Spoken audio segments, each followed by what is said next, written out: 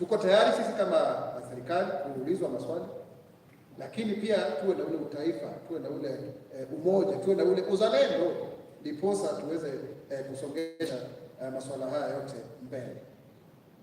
Kwa hivyo nikubalini kwamba niweze kusoma, tutakuwa tukielekea upande kule wa katikati mwa nchi kuangazia miradi ya kama unavyojua sasa hivi kuna ile government roadshow, tunakwenda katika kila wizara tukipiga msasa ni nini ambacho kile ambacho kimeweza kutendeka kwa miaka hii miwili, na niseme kwa ukweli kwamba mambo mengi yameweza kutendeka, lakini ningependa kuwaomba kwa unyenyekevu wanahabari, kwa sababu nyinyi ndio mnafuatia vyombo vya kuweza kuwasiliana na wapiga kura na Wakenya wenzetu, tuweze pia kuchukua muda kuelezea Wakenya kile ambacho serikali inakifanya, ndiposa angalau watu waweze kuwa wewe.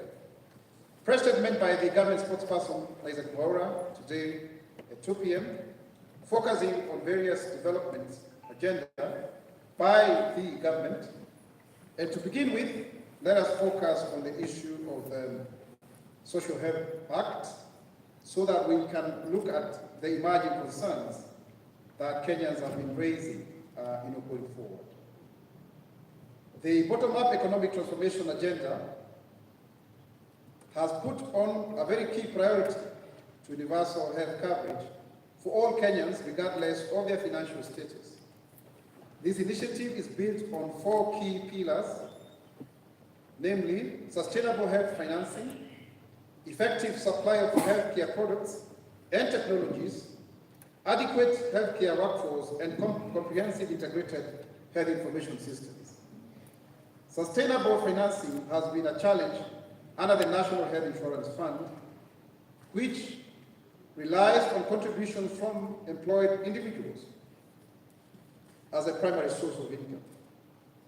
This focus has hindered broader health financing, which is essential for the provision of equitable healthcare services to all of us as fellow citizens. To address these challenges, the government established the Social Health Authority.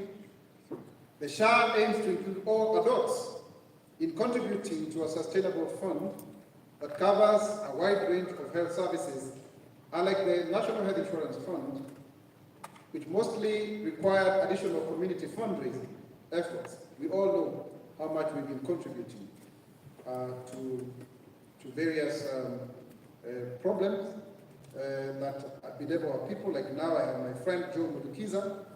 He's a sickle cell patient, a warrior, a very great man, a thespian, but he just can't access medicine because of his debilitating condition. In fact, one of his, the whole part of him is really in dire stress. So there are many of those stories. There are so many Joe Mudukizas, that require fundraising and help across this country. So SHA will ensure that every citizen can access quality health care through enhanced government financing. And when we talk about government, ladies and gentlemen, we're talking about our own individual contributions, because you and I are government. Government is a collective sum total of our actions. When I come to speak here, together with my deputies, we speak for all of us in government. It's a collective, just as if it was a human being, then this would be the mouth. But we are the government. So I think that is the ownership. These are public funds. And because this is possible through the newly introduced legal frameworks aimed to facilitate the transition to universal health care. That is the aim. The frameworks are aimed at facilitating this transition to UHC. We know very well that UHC has been tried under the Kibaki administration. It wasn't successful. It was tried under the Big Four agenda. Again, it didn't succeed. Let's get it right under the Kenya Kwanza administration, or the broad-based government, as we know it now. The frameworks include the Primary Healthcare Act, the Social Health Insurance Act, along with the Emergency, Chronic and Critical Illness Act. Together with these 3 frameworks, we'll create the funds for the primary health care, that's the first one, the Emergency and Chronic and Critical Illness Fund, and both of which will be publicly financed, and the Social Health Insurance Fund to be financed through individual contributions. So the first two, the primary health care fund and the critical care, will be directly sourced from the exchequer, but the rest will be based on these contributions that we're making. The shift from NHIF to SHA aims to provide comprehensive, quality, and equitable healthcare for all Kenyans, including those in the informal employment sector, through the engagement of community health promoters, CHPs. SHA envisions a system in which preventive and promotive healthcare services work towards early diagnosis and treatment, further lessening the disease burden. Under NHIF, registered members contribute a minimum of Kenya shillings 500 per month, regardless of their financial situation. And upon registration with SHA, Kenyans will gain access to consultations, diagnostic laboratory services, drug administration, and treatment for various diseases, including non-communicable diseases. These services will be available in levels 2, 3, and selected level 4 facilities.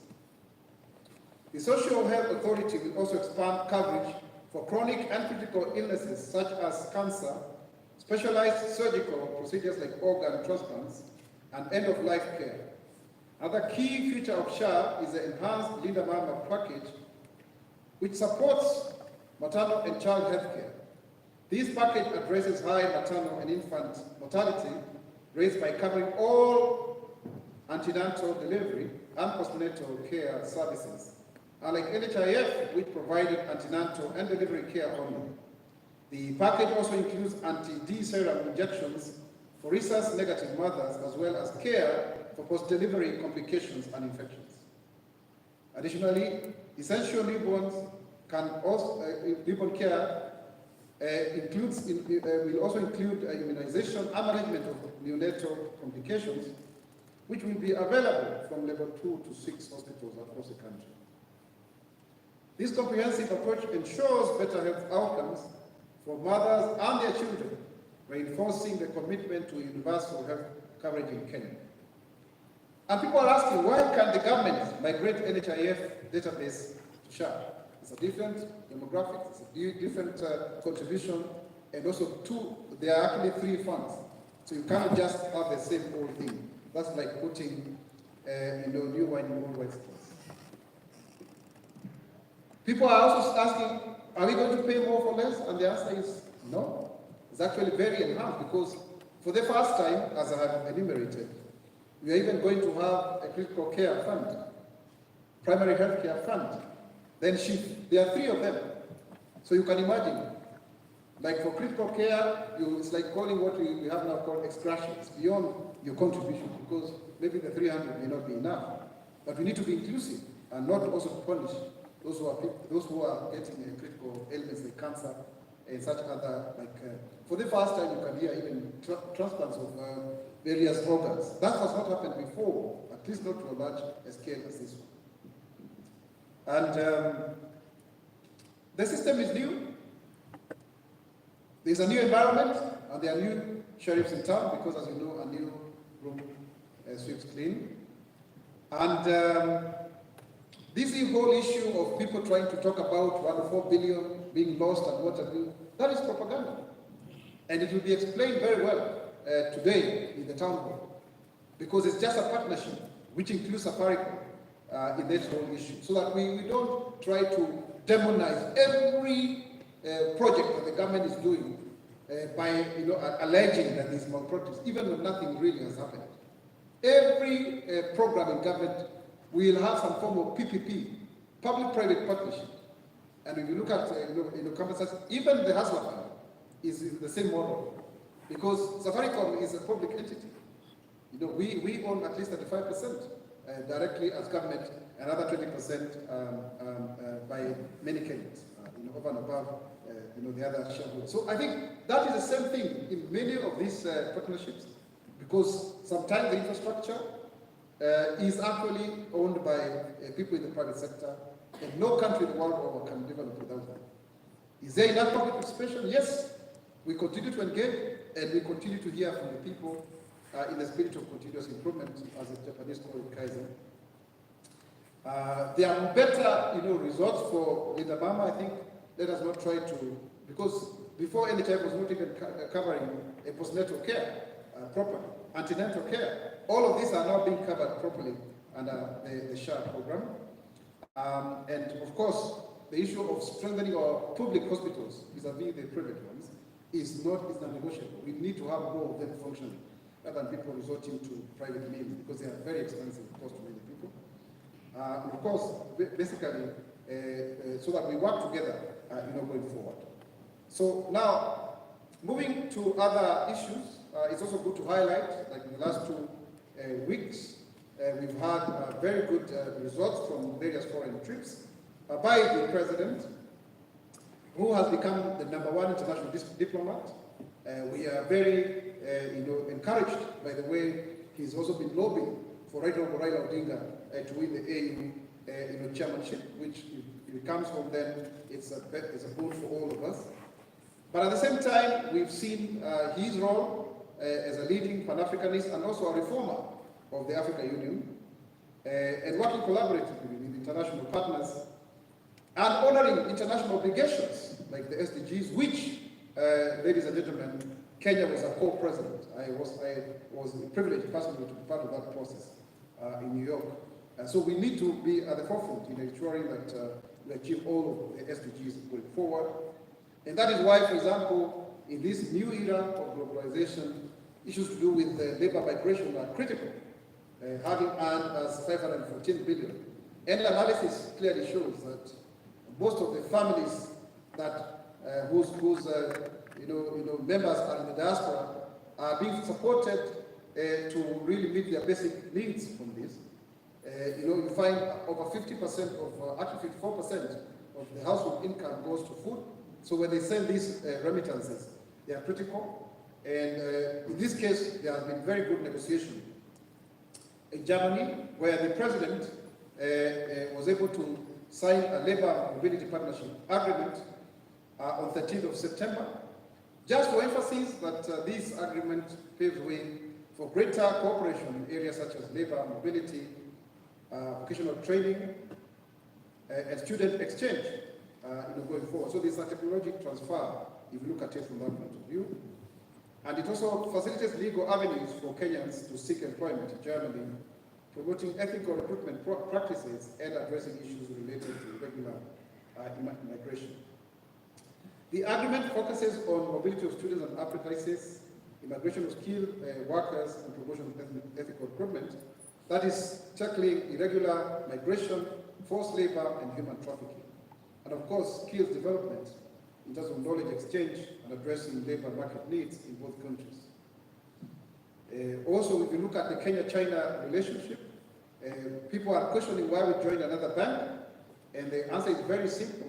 The Asian Infrastructure Investment Bank, AIIB, is really a membership club of 109 countries. Kenya is now fully paid, and we have $100 billion to draw for, so that we can finance this huge ambition of roads, railways, ports and harbors, airports, and all of those kind of things that we require to do, either directly, G2G, or even using the public-private partnerships that we are proposing. And this is very, very critical because the AIIB will help us in the Standard Gauge Railway expansion and the Galana-Kulalu irrigation project and the integrated transport system in Nairobi, and the equipping of TVET colleges, construction of Boston Dam and Northern Bypass Dwelling, and development of the Lapsset Corridor, which is the new Kenya, including the Lamu-Garissa-Isiolo Road, which has been always perennially swept by the waters. Those of you who know that area know very well that has been a very big problem, and also rural construction of rural roads up to 34 billion. Let me now turn to fisheries and blue economy infrastructure. Kenya, Coast and Lake Victoria are crucial to the livelihoods of Kenya's fishing communities. Through sustainable business ventures, the blue economy and fisheries subsector, which supports these communities both directly and indirectly, as a sector with untapped potential, it plays a significant role in the growth of the national economy, contributing approximately Kenya shillings 178.8 billion annually. In response, the government has made significant strides in developing coastal and Lake Victoria blue economy and fisheries infrastructure to further drive this growth. In the coastal region, the government has developed landing sites at Kibuyuni, Gazi, and Vanga in Kwale County, Ngomeni and Kitwa Chakati in Kilifi County. These projects, valued at Kenya shillings 163.8 million, aim to support the livelihoods of local fishing communities. Additionally, more than 5 landing sites are under construction in Mwaura, in Kwale, Kidongo, in Mombasa, Kilifi Central, in Kilifi, Kipini, Tana River, and Mokowe, in the Lake Victoria region, the government has completed and launched landing sites at Mulhoba in Busia, Sori in Migori, and Luanda, Otieno in Siaya. There are also 9 additional landing sites being developed in Lake Victoria as a total of Kenya shillings 1.5 billion. You know the story of Kabono and the other places. And this is on an ongoing basis, and we will continue with that. And such projects will improve livelihoods of people in the region by increasing business activity, translating to more money in the pockets of Kenyans. On aquaculture, in order to meet the huge market demands for the blue economy and fisheries products across the globe, the government has also established 100 smallholder aquaculture groups, commonly known as SHGs. Through these groups, 1,200 smallholder farmers have been supported with pond and rehabilitation and construction materials. These group ventures will serve as a boost for their earnings while catalyzing food and nutrition security. The program has created jobs at 90 aquaculture technical extension officers trained on technologies, innovations, and management practices have been hired. The government has provided 3.2 billion shillings in grants to fund 1,263 common interest groups, helping to keep the fishing communities economically resilient. These groups, which include youth, women, community-based and self-help organizations, have used the funds for fishing, boats, gear, coral reef restoration, and mariculture. Additionally, 875 young fishers across the country will receive training in deep-sea fishing through the funding. As part of the government efforts to empower participants in the sector, 150 BMUs, beach management units, very well structured, have been transformed into cooperatives. That is 84 in the Lake region and 61 in the coastal region. This transformation is expected to enhance organization, resource access, and growth opportunities for small and medium-sized enterprises across these communities. And I remember coming across Mwakamba, BMU in the Diani area, very well organized people near the Congo River, the Congo estuary. Despite these developments, the subsector continues to face challenges from illegal, unregulated, and unreported fishing, which is really happening at a large scale, especially in the international waters. And to combat this, the government has strengthened its monitoring, control, and surveillance efforts. And a total of 123 fishing boats have already been distributed to fishing communities, and 125 additional offshore deep-sea fishing boats will be procured at a cost of Kenya 600 million. And the Kenya International Boundaries Office, which is under the executive office of the President, is doing a very good job in reclaiming a lot of international seawater. This will be announced very shortly of what case we made by none other than His Excellency the President.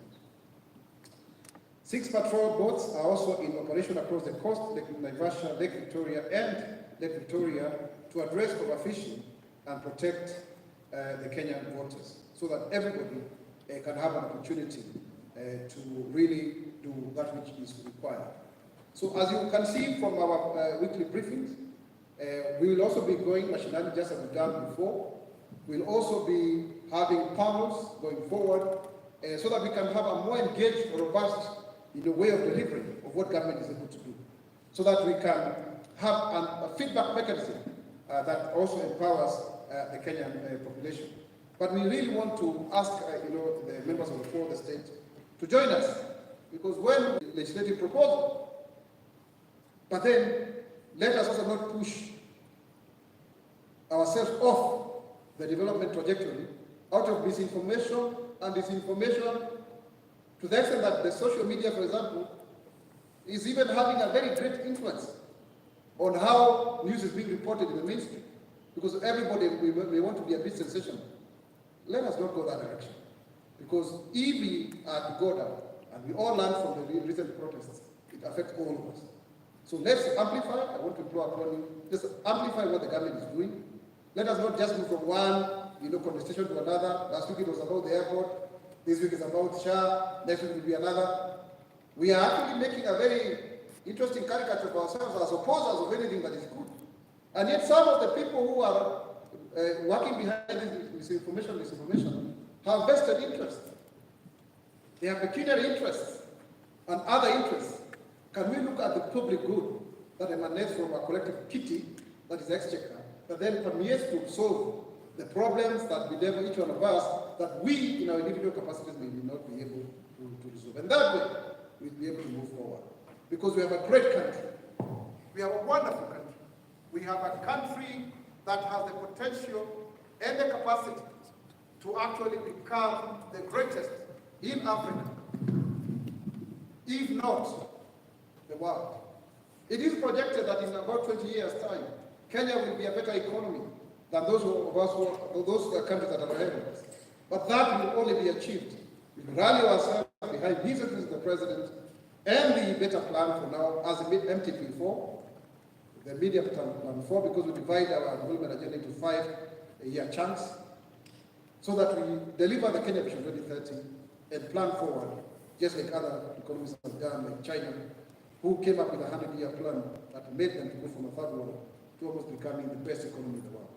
Kenya itasimama, Kenya itainuka, Kenya itanawiri kwa umoja na uzalendo. Mimi ni Mkenya mzalendo.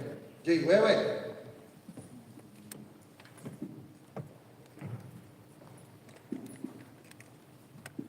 Basi, sasa tunaacha kuchukua maswali.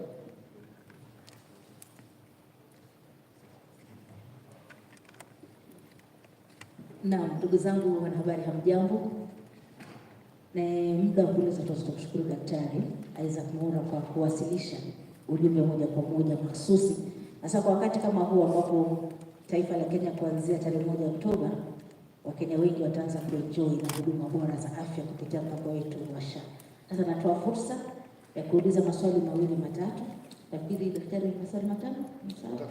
Masawa. Tuchukue maswali matano kutoka kwa habari tofauti tofauti, alafu waweze kutoa ufafanuzi zaidi.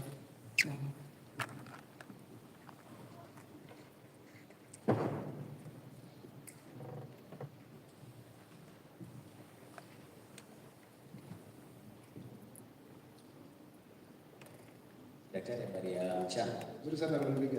Hata shida kuangalia na sauti yako. Nashukuru sana. Daktari, umezungumza vizuri sana na Mwanaisha. Leo hii mtupatie muda tafadhali, tunaomba. Ndio maana tumekuja kwa mmetuzungusha sana tangu kijana. Tunaomba muda leo. Yamefanyika daktari, na wanahabari wamekuwa na machungu sana mwanzo, kabla niulize swali langu kule kuhangaika na nini kutokana na afisi yenu. Nafikiri mtaomba msamaha mwanzo kwa wanahabari ili tusije tukatoka na tena. Sasa tumeomba msamaha. Okay, tumepokea msamaha wewe. Daktari, swali langu la kwanza tunaanzia na mchakato mzima wa Adani JKA, na umelitaja kwa kinywa kipana sana, na kutokana na kile ambacho nimekuelewa na jinsi ambavyo Wakenya wamekuelewa, ina maana kwamba dili ya Adani JKA ni kama ishaivana kitambo. Ni kama makaratasi yashasahihishwa, vitu vishakwenda, ni kazi ianzishwe. Na tumeona vikao mbalimbali vya hapa katika majengo ya bunge, seneti. Jana tumekuwa na National Assembly ambayo imekuwa ikimhoji waziri wa fedha John Mbadi, na kuna kitu ambacho amekitaja jana kwamba mchakato mzima uliharakishwa sana na KAA.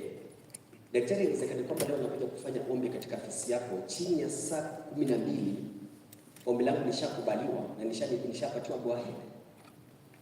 Wakenya wanauliza Na wakati ambapo mlieleza Wakenya kwamba kuna public participation, wanashangaa sana.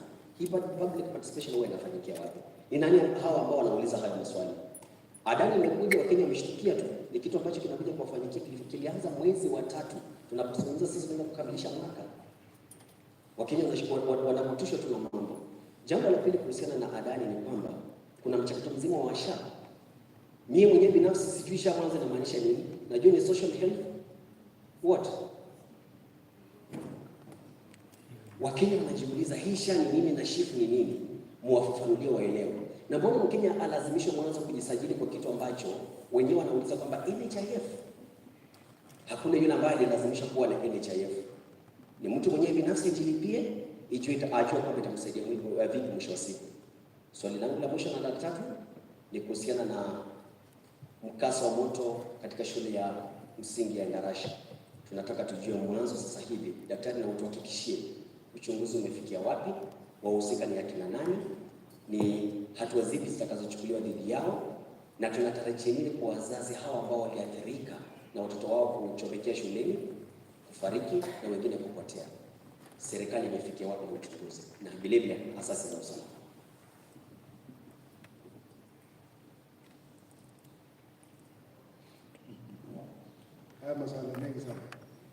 Good afternoon. My name is Timothy Itoriken from my NFM Minimax. My question is maybe, Spokesman, you can clarify to us how many people so far have registered for the SHA? And again, another question. Since last week, the ministry actually told us that 1.2 million Kenyans actually registered. I don't know what of the current number, because I know it's still, the registration is still going on. But when you look at the 1.2 million, and we have like over 45 million Kenyans in population, or 40 million maybe.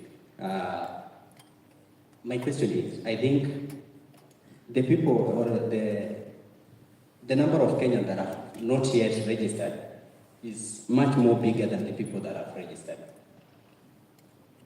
And last week, the ministry actually demonstrated that after the registration is going to end on 30th September, that is this month, on the eve of the launch, 1st October.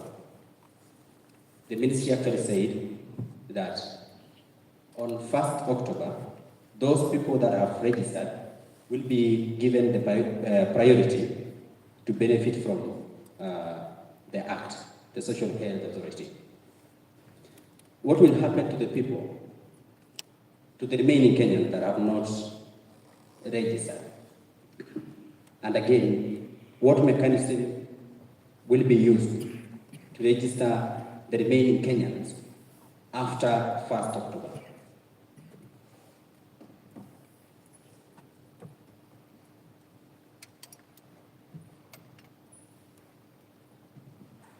My name is Kevin Cheria from the Daily Nation.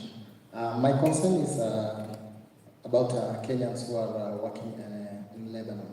As the conflict between Israel and Hezbollah continues to intensify. So how many Kenyans do we have in Lebanon, and what's their state, or is the government following up their issue? Thank you. My question is regarding, just to sum it up, as it now it's State your name so that... Oh, sorry. My name is Mwaura, a reporter from NTV. My question is regarding, number one, SHA. Two of my colleagues have happened to mention it. As it now, official records say 1.2 million Kenyans have already registered for SHA. Kenya has over 40 million Kenyans, and we have 5 more days to the deadline of the rollout for SHA, that is on the 1st of October. Now, what happens to the rest of the Kenyans who have not registered for SHA? Is this also practical, considering the stories we've done, the Kenyans we've spoken to have no idea what SHA is, what SHIF is, what the benefits package even entail altogether? My second question is regarding to the So Helen, your question there is what exactly? Oh, what is the way forward? This is because how practical is it? 1.2 Kenyans have already registered, only registered for SHA. And we have over 40 million Kenyans. So how practical is it that we're going to launch this thing in the next 5 days and to tell Kenyans that they will not be able to access healthcare if they've not registered? Yet when you even go to the ground, Kenyans are not even well aware about what all this entails. My second question also is regarding the recent incident of the intern doctor who died by suicide. I wish the CS was here as it was planned, but then again, I believe you can be able to speak on behalf of the government. Kiambu County government has refused to speak to the media regarding this particular issue. We were with them yesterday. They declined to give a right of response. The hospital declined to give a right of response. So what is the way forward, considering the government had said they will be able to settle scores on matters of payment of medical, dental, and pharmaceutical interns? Is this the way to go? And the allegations of frustration, especially from a senior supervisor within Gatundu Level 5 Hospital, how is the government planning to be able to address especially this particular supervisor and this particular allegations of frustration at work that led to this girl to die by suicide? Thank you. The last person. Thank you so much, Dr. My name is Jeff Priscilla. It's your office. Priscilla, like Kizila. Kizila. Thank you. Yeah, I have just one question. Because Dr. has been Remind me your media house? Live Nation 254. Oh, okay. Yeah. Dr. has been discomfort within the government since last week on the issue of disagreement between the president and the deputy president. And maybe as a government spokesman, maybe you can tell us, because the deputy president said that he was removed from the WhatsApp of the state. And also, he said that that has brought inefficiency in the government. And you're telling us about the efficiency in the government. So I don't know if the government, are they working together? And also the issue of impeachment, because there are plans and the Kenyans have seen what has been going on. There is a very, very disunity within the government. So maybe you can clarify. Are you going to reach together in 2027, together, or because the impeachment is going on and the DP has explained it more. So maybe you can clarify more. Ya mwisho kabisa kuna mwingine anaweza kuuliza mambo ya impeachment. Anyone, a lady possibly, because there's only one lady who's asked. Is it clear and lady? Okay. Not lady. I think we are done.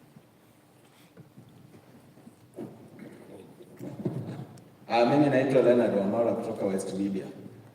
Swali langu linahusu zile nafasi za ajira ambazo umesisitiza kwamba zilipatikana huko Ujerumani.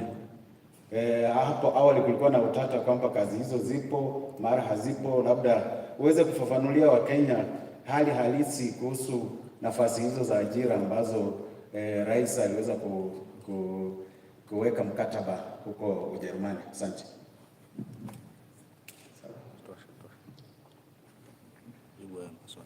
Haya. Wewe wamama tuanze na wewe. Kazi zipo. Kile ambacho watu wanaweka dosari ni takwimu. Kwa sababu kuna uwezekano wa hata watu zaidi hata milioni 4 waweza kwenda kule Ujerumani. Lakini inalingana na taaluma ya mtu binafsi na kama yeye mwenyewe amehitimu kulingana na zile kanuni zilizowekwa kuweza kuishi kule Ujerumani. Kwa hiyo sio kusema kwamba tunakuja tunachukua watu 250 tunaweka kwa ndege tunawapeleka kule. Kuna mikakati. Je, ni taaluma inayofaa? Je, ni nini ambacho ni kipi ambacho tunakifanya ambacho kinasaidia wewe mwenyewe kuweza kufuzu katika nafasi ile. Kumbuka kwamba sio rahisi tu kuingia katika nchi za Europe. Ukipenda lazima upate ile visa ya Schengen. Lakini kuwa na mkataba huu unatusaidia sisi kuboresha zile nafasi na njia ambazo tunaweza kuzitumia ndiposa Wakenya waweze kufaidi. nafasi zipo tena kwa wingi. Wanahitaji watu wengi sana kufanya kazi viwandani, kwa sababu najua uchumi wa kule Ujerumani ndio wa juu zaidi, na hata unaweza kwenda shule, hususan neno shule ni la Kijerumani kwanza. Shule ni Kijerumani, lakini nimetoka kule Tanzania kwa sababu ya kuwa Ujerumani wakati ule. Kwa hiyo ni vizuri tuweze kuchukua nafasi ile, na Kenya imepatiwa kipaumbele kwa sababu tunaonekana kwamba tuna zile taaluma nzuri na tuna ile tajriba ya kufanya kazi nzuri, na watu ambao ni wajasiriamali, watu ambao ni watanashati, watu ambao wanajitokeza kwa upande. Kwa hiyo hilo ndio jambo unaweza kumsikizia hilo. Jeff Kizila, kumradhi kwa kuita Priscilla wakati uliopita. Live Nation 254. You know, my friends, whatever happens between the president and the deputy president is above my pay grade. And I cannot speak for politics, I speak for government. You will ask me about what programs the government is doing or this and that, but in terms of matters politics, we leave it to the people who are directly engaged in politics. But I want to assure you without a doubt that we are focused on delivering our agenda, because government exists in perpetuity. And for your information, we all rally behind His Excellency President William Ruto as the head of state and head of government. The office of the government spokesperson is under the executive office of the president, under the head of public service, as a national government communication center. We work in the presidency directly to amplify the key achievements and developments within the presidency. So we rally behind President William Ruto, and we will deliver. On the issues to do with impeachment, let's leave that. It's the purview of Parliament. It starts with the National Assembly, ends up in the Senate. We have seen similar things with various governors. We cannot comment further than that because that is a parliamentary process. But I want to assure you and all of Kenyans that the government, under the leadership of President William Ruto, continues to function and to deliver to Kenyans. And as government spokesman, I wish to call upon all of the public servants and Kenyans at large to focus on delivery, because this year for us is very critical, 2024-2025, so that the other 2 years going forward, we will have something to report about what we've done for Kenya. So this year is critical, and it is important that we desist from a lot of sideshows and being sidetracked and distractions, so that we are able to deliver what we promised to Kenyans. Allow me to leave that there. Let's come to the issue of the intern doctor. Helen Mwaura, this issue will be investigated and action taken. You know, the issue of the intern doctors has been very contentious, especially in terms of their contractual engagements. It's a matter that is still before court, as you may be aware, whether how much to pay them, their terms of engagement.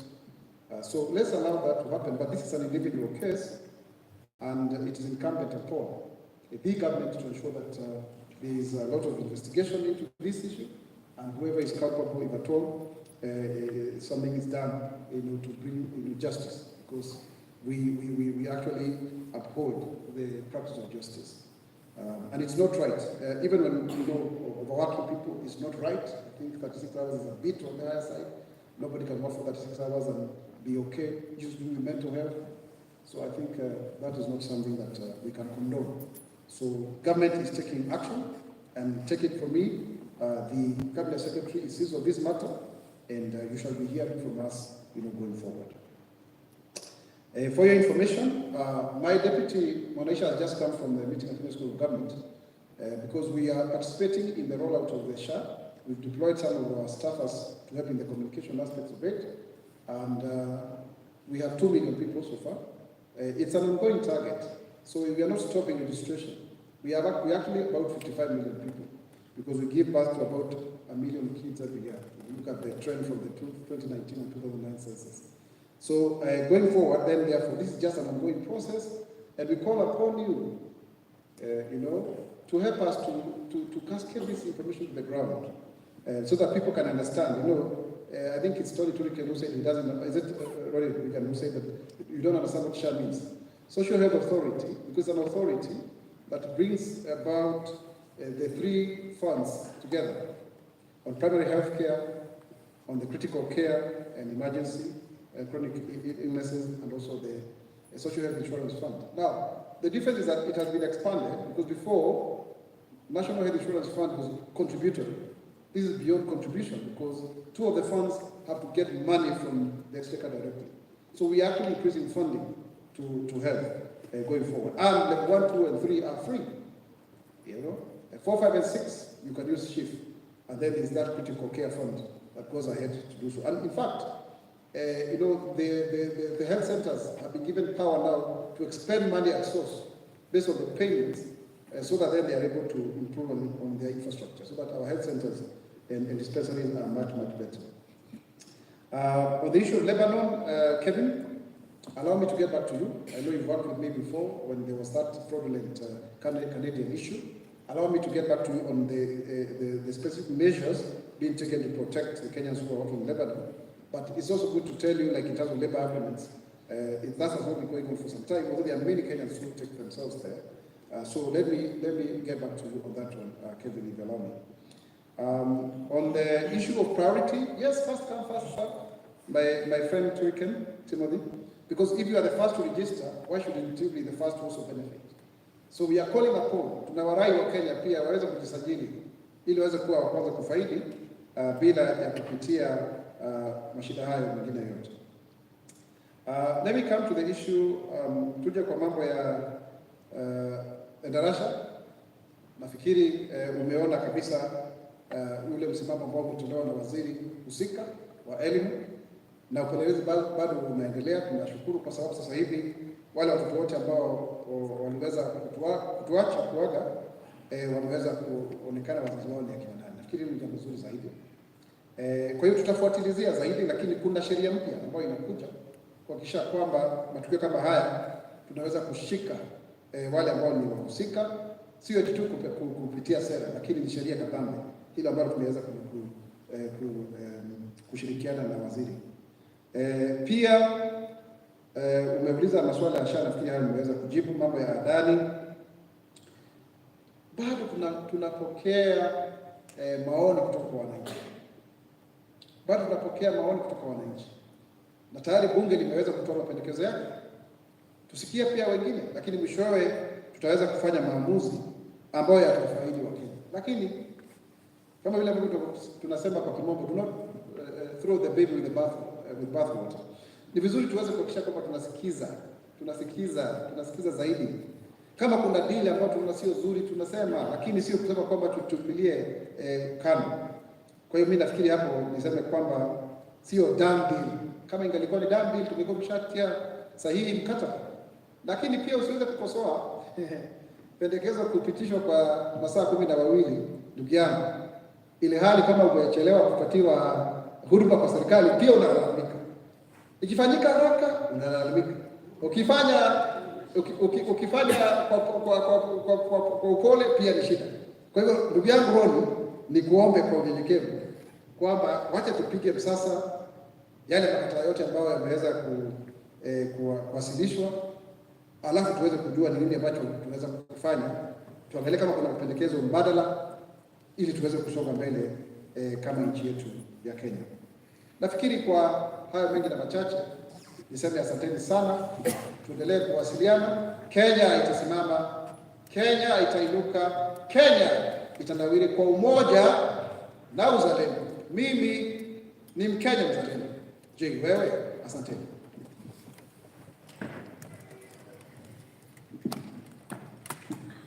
Shukrani sana wanahabari wenzangu kwa muda huo na subra. Natumai tutakutana tena wiki ijayo katika mazungumzo zaidi, lakini la muhimu *147#